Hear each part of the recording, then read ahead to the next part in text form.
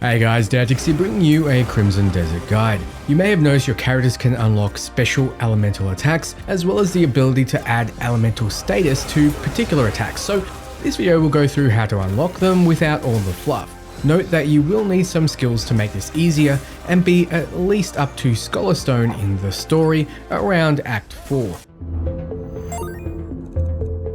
Starting with lightning, you want to continue through Scholar Stone until you get to the Spire of Stars. Doing the little puzzle in the spire and all the spires coming up will open a portal to the abyss. Go through it. Now you have to do some platforming until you get to the Sanctorum of Insight. This is a puzzle wherein you stand on one of the platforms and use your Axum Force. This will pull the camera back and let you select and activate highlighted spires, which pulls the platforms opposite to it towards it like a magnet. It's fairly straightforward and this will show you how to do it.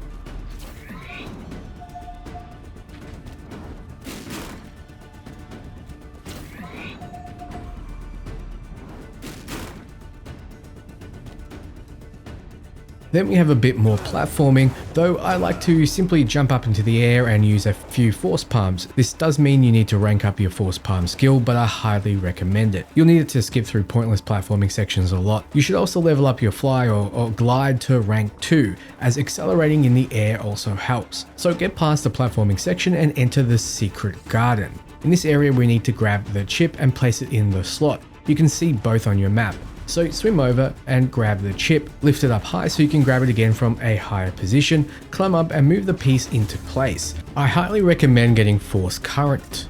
You'll use it for a ton of puzzles and quick mining. If you have it, press it and push the chip into place. Else you're going to need to hang off the side of the chip and use Force Palm up close and personal. Once the chip is in, the beams will activate. Line up the rightmost beam with the left switch and the leftmost beam with the right and the door will open. Go through, climb up and look at the cable next to you. You have to repair it, then crouch Force Palm the button. There is yet another short platforming section and ride through the sky until you reach the Vault of Vengeance. You want to Axum Force the cubes and place them over these things. The first one is right in front of you when you start and the next is to the left. This will open the door. Now you want to make sure you have the skill Focus Shot learned, which requires Marksman 2. Without Focus Shot, the parts coming up will be hard. You want to get out your bow, activate Focus Mode, then mark both yellow targets, release and fire. Hitting them both at the same time opens the door. Inside are some lasers. Look up and you'll have more targets to hit together. So Focus Mode, mark them all and fire. This should drop the barrier around the sword in the middle. The lasers can and will kill you, so be nimble or do what I do. Heal through it and spam dodge. If you have perfect dodge unlocked, you'll be avoiding getting stunned. Grab the gold sword, which may be an upgrade depending on how far into the game you are, and head down. You'll need to Axum Force and Force Palm the chip into the slot after dodging through a bunch more lasers. This teleports you to another button. A tip, you want to Force Palm this button, and if you don't have Force Current, hold the resist button while hanging onto it, which is left trigger for me, and then press Force Palm. It will mean you don't fly backwards when you land the strike, which frankly should be the default. Get your prize and do some more platforming. You'll arrive at the Courtyard of Precision. You guessed it, you're going to need to mark your targets with your bow again. Aim, slow down time, then mark and release when all targets are facing the right way. Do this for the 3 groups of targets. It unlocks the fan in the middle. Jump on in, you'll be fine. You'll now have to shoot targets mid-air, 2 sections on the 2 different rings. Holding your bow out will slow time, but you still need to be quick. When you get them all, the big button will unlock for you to press. With it, congratulations, you've unlocked Lightning Surge and the ability to switch your element to lightning and add it to certain attacks. Next is unlocking both Frost and Fire sequentially. You'll need to head here to the Spire of Ringing Truth to begin. I recommend having some stamina and the abilities already discussed, like Force Current, Axum Force Rank 2, Force Palm 4 and Fly 2. Do the little tower challenge, which is simply a climbing challenge. With Axum Force Rank 2, you can vault yourself up most of it and drop the bell down the middle with ease. When you go through the Abyss portal, you end up here, either rest. You'll need to glide and use air vents until you enter the structure in the middle. You want to use Axum Force on the little button and rotate to make the gap. pass through it and fly up. You have to use Nature's Grasp to lift the door and shoot your Axum Force through the hole. You'll open another gap, pass through it, fly to the top, but along the way, grab this block. You need to insert it into one of the 2 pillars. There's another block you need to place on the second pillar as well. This will let you get up. Climb up and catch a ride. Use your brace, then force palm the button. The first section is down. Some platforming later and you'll arrive here. You should jump high and glide to the next area. Frostbitten Paradise. This one will have you picking up and placing boxes to solve a puzzle with, quite frankly, the most finicky controls in a platforming section I've seen in a long time. Place the boxes down to open the way. You want to take the box. There's going to be a lot of me saying pick this box up and place it here, so instead let me just show you the solution sped up.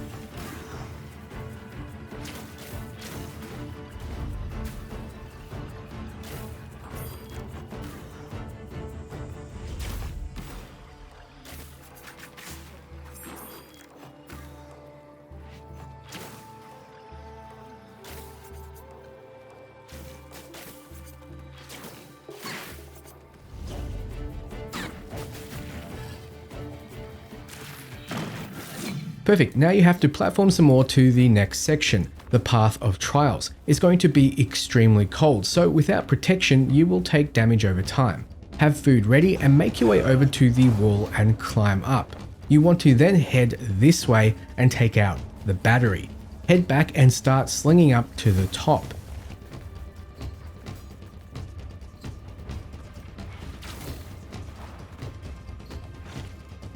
Hidden next to the slot is the chip, frozen. In its current state, it won't fit in the slot. The 100th thing I tried was dunking it in lava.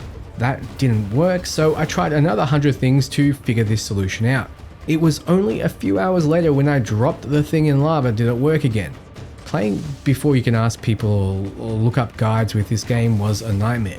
So after you dunk this chip in lava, so leave it in the lava for a little bit, then activate Axum Force again, makes it so for whatever reason that isn't explained, you can now place it in the slot. This will unlock the button for you to use Axum Force Pulse or Brace and Force Palm. Climb up and congratulations, you now have access to Frost Mantle and the ability to switch to the Frost element. It's not over yet though, fire is next and it simply requires you to continue on from getting frost. So platform to the next section, Sanctorum of Darkness. This one is fairly easy. Simply align the beam to the button until it turns blue, then exit out.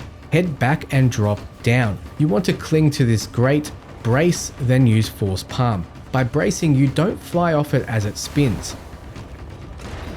You're now in the section you need to be. Axum Force and pull the chip out of the ice. Send it up as far as you can. Vault up there and grab the chip. Take it to the slot to the left and jump, then Force Palm to push it in. Now the other beam is working, so get back to it. Focus the beam on the button. It will light up blue. Now before everything clicks into place, to avoid dying pointlessly and restarting, quickly go in between the flaps, jump, and Force Palm multiple times for height, then fly over to the other side.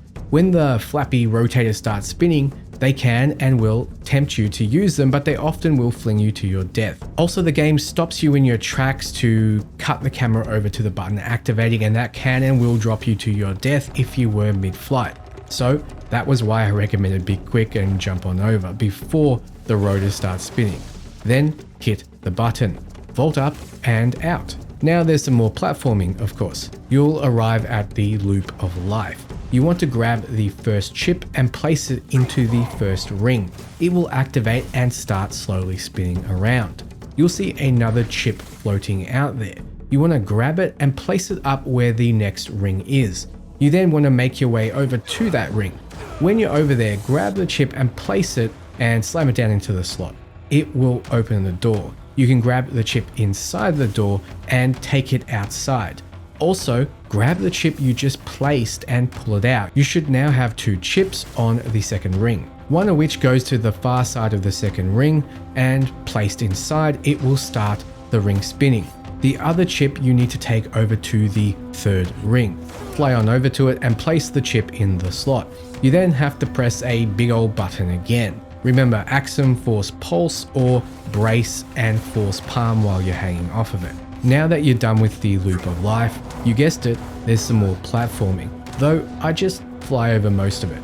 You'll end up here, the Tree of Slumber. It's one of the easier puzzles to accomplish. You just need to stand on the pillars, crouch, then force palm continuously until there is white light around the pillar. You'll use a lot of spirit doing this, so don't forget to use focus mode to recharge it back up fast. Do that for all the pillars and the big button will be unlocked. Press it and congratulations, you've now unlocked Flame Strike and the ability to switch to the fire element. Now comes the final element, wind, and it's quite a bit harder to get to. Naturally, you'll reach the Clockwork Tower around Act 8, and you won't be able to enter until you fight as Damien outside of it and get the key to enter. So don't even try to do it early. Because of the big restriction, it's actually one of the easier ones to get once you have the key. First, you have to climb up the Clockwork Tower by hanging off levers and vaulting yourself up past the puzzles. You'll end up here, Riddle Square. It's a timed fly-through ring challenge. I guess they didn't learn from Superman 64. So what you'll do is Axum force the button, then quickly glide up the air vent. You'll want to fly the following way in order to complete the challenge and hit the big button at the end.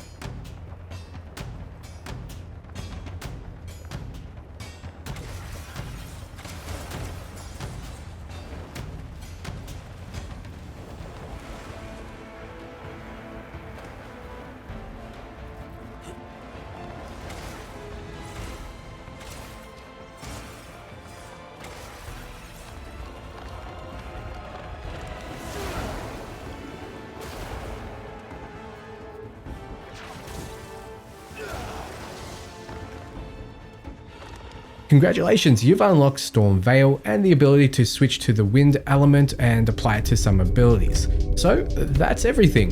Hopefully this video was helpful. If it was, you know what to do. Until next time, ciao friends.